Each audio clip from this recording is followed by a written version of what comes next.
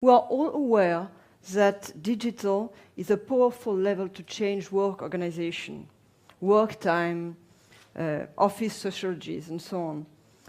But when applied to the workplace, digital can be a solution to reduce physical office-based work time, to reduce the need for individual transportation, to minimize the impact of work, only if our regulation are ready for that, adapted to that. If the regulation do not enable people to work at home, or to share offices, or to be paid on the basis of a day of work, then if we stick to an archaic hour of work regulation, for example, then digital will not generate gains. It will be a useless tool. That's what I want to make the point for this kickoff, that of course digital can change our world.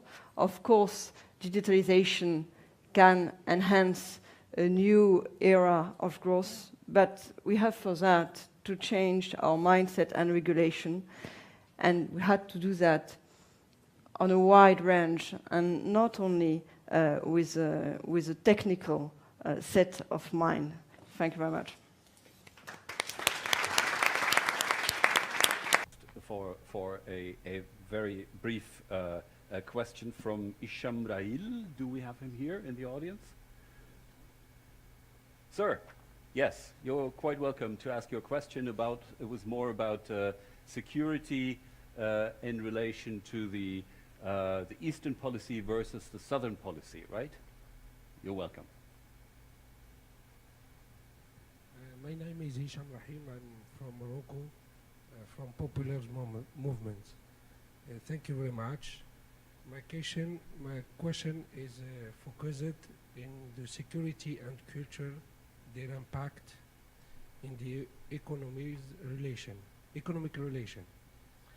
The recent event terrorism in many countries, and especially in Paris, push to think differently the economic relation between Europe and Africa. A simple look at this relation, the two last decades, gives us the impression that they are more of an economic nature than cultural and political one. Nowadays, no one can deny that the new generation from human rights, the cultural rights of peoples, is a source of regional tension affecting directly the stability of trade and business. Directly the sensibility, I think that unfortunately extremism prevail in countries when people do not have much room for freedoms and democracy, and where there are real economic, cultural and political development plans. We should put in mind that the security of Europe has umbilical relation to the north of Africa. History teaches us that the regional conflicts of the low intensity, like the problems of Moroccan Sahara, for example, might convert into open threats if ever they were not effectively resolved. This regard, Europe must take responsibility concerning the problem, knowing that this region of Sahara and Sahel is known of smuggling, weapons, trade and terrorism, which affects directly the climate of business.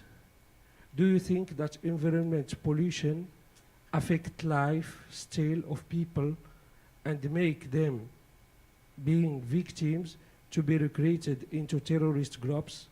Do you think that this is not timed to solve problema of relation between security, culture, pollution, and economic relation? Thank you very much. Thank you. Thank you for your question. So.